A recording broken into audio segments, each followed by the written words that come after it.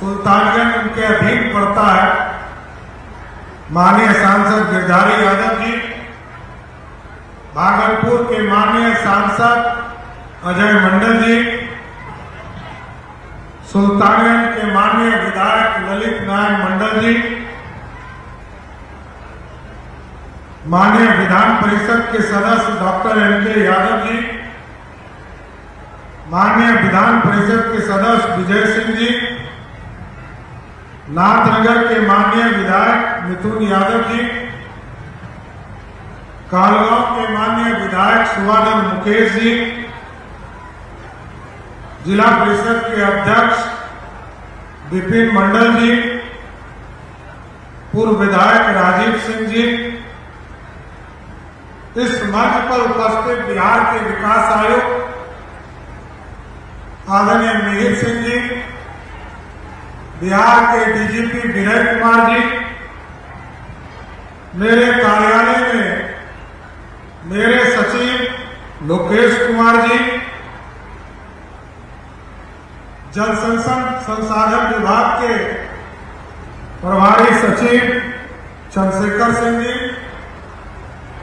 सम्मानित मंच और मंच के सामने उपस्थित तमाम भाइयों बुजुर्गों, नौजवान साथियों, छोटे छोटे बच्चों, माता बहनों, आज श्रावणी मेला का उद्घाटन हो रहा है साथ, और ये हमारे लिए पर्व है। सुल्तानगंज से लेकर देवघर तक हम तमाम लोग, चाहे वो भागलपुर जिला के लोग हों, मुंगेर जिला के लोग हों, बांका जिला के लोग हैं, यह देवघर 2000 के बाद हमसे अलग हुआ। ये पूरा इलाका हम सालों भर इंतजार करते हैं, तब सावन आएगा और हम दुनिया से आए हुए लोगों का अपने धरती पर स्वागत और अभिनंदन करना चाहते हैं। इसलिए साथियों, भोले बाबा तो लगातार हम लोगों को आशीर्वाद देते रहे हैं। बाबा जगन्नाथ के चरणों में कोटि कोटि प्रणाम करना चाहता हूं साथियों, और भगवान भोलेनाथ और मां पार्वती का आशीर्वाद इस पूरे इलाके को मिलता रहे, और बिहार जिस तरह मोदी जी चाहते हैं कि ये देश विकसित हो, और नीतीश जी चाहते हैं बिहार समृद्ध हो, तो बाबा भोलेनाथ का आशीर्वाद मिले, ये विकसित भी बने और समृद्ध भी बन सके साथियों। और जरूर मैं आश्वस्त करना चाहता हूं, अभी चाहे स्वास्थ्य विभाग हो, पर्यटन विभाग हो, पथ निर्माण विभाग हो, या जल संसाधन विभाग, सभी लोग मिलकर इस पूरे इलाके में, मैं तो अभी आ रहा हूं, तारापुर से आ रहा हूं, मैंने देखा कहीं पर पथ निर्माण विभाग सेवा के लिए तैयार है, कहीं देखा पीएचडी डिपार्टमेंट तैयार है, कहीं पर पर्यटन डिपार्टमेंट लगा हुआ है, लेकिन उससे ज्यादा इस इलाके के लोग लगे हैं कि जो भी बाबा को जल चढ़ाने जाएंगे, उनका सेवा इस इलाके के लोग करने का काम करेंगे। और इसलिए मैं तमाम लोगों को धन्यवाद देना चाहता हूं। सरकार की सुविधा लगातार आपके बीच में बढ़ रहा, लगातार चीजों को स्थापित किया जा रहा, दुनिया से जोड़ने का काम किया जा रहा, लेकिन मैंने तो कहा, ये बोल बन जाने वाले लोग, ये दुनिया में सबसे बड़े सोशलिज्म के प्रतीक है साथी। आप कहीं चले जाइए दुनिया में, एक साथ 1 करोड़ लोग किसी धरती पर एक कपड़ा नहीं पहनते। एक तरह का मकसद है सुल्तानगंज गजगैबीनाथ में जल उठाना है और 100 किलोमीटर पैदल चलकर बैजनाथ धाम में जलाभिषेक करना है। और बोलना क्या है? पूरे रास्ता में बोलना है बोल बम, दूसरा कुछ कुछ नहीं बोलते हैं। इसलिए दुनिया के लिए प्रतीक है साथी। 3.5 दिन से लेकर 4.5 दिन तक एक बोली, एक कपड़ा और एक मकसद इस दुनिया में कहीं नहीं हो सकता। हमने देखा है बचपन से इस इलाके में गांव, बांग्लादेश से, नेपाल से, श्रीलंका से, कई देश से आते हैं और इस बोल बम के माध्यम से बाबा बैजनाथ पर जाकर जल चढ़ाने का काम करते हैं साथ। इतनी पवित्र धरती है सुल्तानगढ़, उत्तर वाहिनी है। यहाँ चंद्रशेखर जी बैठे हैं, हमारे इरिगेशन सेक्रेटरी है। और अभी कुछ साथियों ने आवेदन दिया और कहा कि ये जो बाबा अजगैबी नाथ है, इनके चारों तरफ पूरी व्यवस्था किया जाए। हम आपको स्वस्थ करते ही उत्तर वाहिनी जिस तरह हरिद्वार में आप देखते हैं, उसी व्यवस्था में दोनों तरफ घाट बनाकर यहां पर पूरी तरह जल प्रवाह करने का काम किया जाए। और जो अजगैबीनाथ मंदिर है, क्योंकि हम मुंगेर से भागलपुर तक लगभग 83 किलोमीटर गंगा पथवे, जिसको मैरीन ड्राइव के तौर पर कहते हैं, उसकी व्यवस्था की जा रही है कि गंगा के किनारे पूरी तरह एक बांध बनाकर, सड़क बनाकर टूरिज्म की भी व्यवस्था करेंगे और पूरे सड़क का भी निर्माण करेंगे। अभी अगले साल इसी पुल का मैं पिछले दिन आया था, अगवानी घाट आया था, वहां के विधायक जी के स्थानीय कार्यक्रम में। और पुल वाले जो कॉन्ट्रैक्टर है, उन्होंने लिखित तौर पर हमें दिया है 31 दिसंबर 2027 के पहले हर हालत में अगवानी और सुल्तानगंज का पुल चालू करने का काम किया जाएगा। और ये सुपर स्ट्रक्चर होगा साथियों, ये पूरी तरह स्ट्रक्चर बदलने वाला है। ये लोहे का बना हुआ जाते होंगे पटना, वो पूरा सुपर स्ट्रक्चर का काम शुरू किया जाएगा। लेकिन साथियों, इसके साथ साथ मैंने डॉल्फिन की चिंता किया था। जब मैं 2014 में इसका डीपीआर बनाना शुरू किया और 2015 में तत्कालीन मुख्यमंत्री नीतीश कुमार जी ने इसकी सहमति दी, तो मैंने इसकी डॉल्फिन की भी कल्पना की थी। लोगों के लिए चिंता किया था कि बीच गंगा में उतरने की व्यवस्था हो सके और डॉल्फिन देश और दुनिया के लोग आकर देखे ये जो अजगैबीनाथ का नगर है, यहाँ डॉल्फिन लोगों को देखने का आनंद मिल सके। इसके साथ साथ हम लोगों ने तय किया, अभी हमने रोपवे के लिए कॉर्पोरेशन बनाया और 2 जगह पर गंगा पार कराने की व्यवस्था हम लोगों ने सोचा है।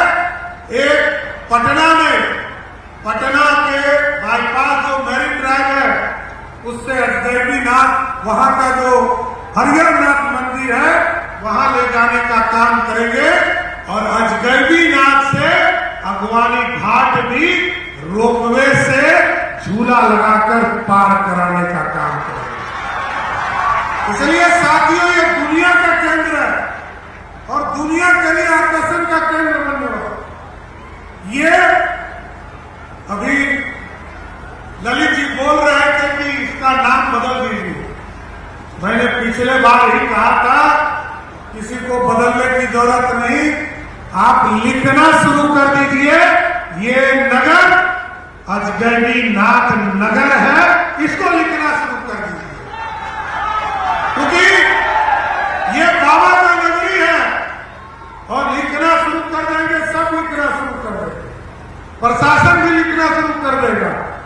इसलिए साथियों, मैं आग्रह करूंगा, ये सुल्तानगंज अजगैबीनाथ हम लोग अभी जो एयरपोर्ट बना रहे सब, आपको जानकर आश्चर्य होगा, पटना जाते होंगे, एक रनवे वाला एयरपोर्ट देखते होंगे। आप पूर्णिया जाते होंगे, एक रनवे वाला एयरपोर्ट देखते होंगे। देवघर जाते हैं, एक एयरपोर्ट पे एक रनवे। लेकिन जो अजगैबीनाथ का एयरपोर्ट बनेगा साथियों, आप 4 लेन सड़क आपने देखना शुरू किया। सुल्तानगंज से देवघर भी 4 लेन सड़क जैसे ही बरसात खत्म होगा, सारे एनओसी हो गए हैं, उसका काम भी शुरू करेंगे। लेकिन जो अजगैबी नाक जो हमारा एयरपोर्ट बनेगा वो 1 लेन का एयरपोर्ट नहीं, 2 लेन का एयरपोर्ट बनाने का काम जो अंतर्राष्ट्रीय स्तर पर जाना है। इसलिए साथियों, मैं जरूर आश्वस्त करता हूं, सुल्तानगंज का विकास हमारी प्राथमिकता है। सुल्तानगंज के माननीय विधायक जी की चिंता रहती है और इनका लिस्ट बड़ा लंबा होता है कि जितना बार हम आते हैं लंबा लिस्ट लेके बैठे रहते हैं। अब बोलते हैं पहले कि कुछ नहीं मांगेंगे, लेकिन जब स्टेज पर जाते हैं तो उनका लंबा लिस्ट खुल जाता है और सालों भर हम लोगों से मांग पूरा कराते रहते हैं। मैं तो धन्यवाद दूंगा कि आपने ऐसा विधायक बनाकर भेजा है जिसने लगातार सरकार तक बात पहुंचाने का काम किया। मैं साकुंड भी आने वाला हूं। एक पुल अभी हम लोगों ने रजौन को जोड़ने वाला एक पुल का भी शिलान्यास करने आऊंगा। उस कार्यक्रम को भी आगे बढ़े दिनों में करूंगा। लेकिन साथियों, इससे अधिक चिंता का विषय है कि बिहार की समृद्धि का रास्ता जब तक हम लोग समृद्ध नहीं होंगे तब तक बिहार नहीं बढ़ेगा।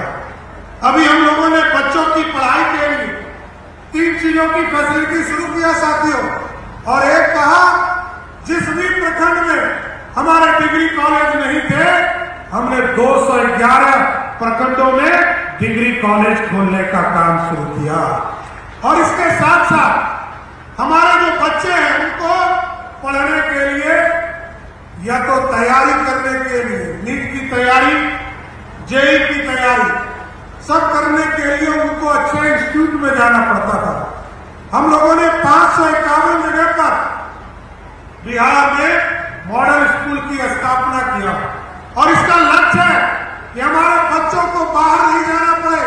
हमारे बच्चे हमारे गांव में, प्रखंड में रहकर हमारे बच्चों को लाइव क्लासेस मिले, वहां नीट और जेई की तैयारी करा सके और रात के 11 बजे भी हमारे बच्चे यदि ऑनलाइन शिक्षक को खोजे तो उनको ऑनलाइन शिक्षक उपलब्ध कराने का काम हमारी सरकार करेगा। कितना जरूर स्वस्थ करना चाहते हैं और हमारा लक्ष्य है, क्योंकि आदरणीय नीतीश कुमार जी ने, आदरणीय प्रधानमंत्री नरेंद्र मोदी जी ने इस विकसित भारत की कल्पना कई सड़कें बनाने का काम किया, रेलवे के ट्रैक का काम चल रहा, दोहरीकरण तिहरीकरण का काम चल रहा। अब तो यहां से सुल्तानगंज से देवघर के लिए भी एक अलग अलाइनमेंट जो तारापुर होकर असरगंज होकर उस पर भी काम शुरू हो रहा है और इसकी भी प्रक्रिया आगे बढ़ रही है। लेकिन साथियों, आप जानिए, ये पूरी तरह इंडस्ट्रियल कॉरिडोर बनाना है। ये बिहार का अपने आप में अनोखा इलाका है साहब।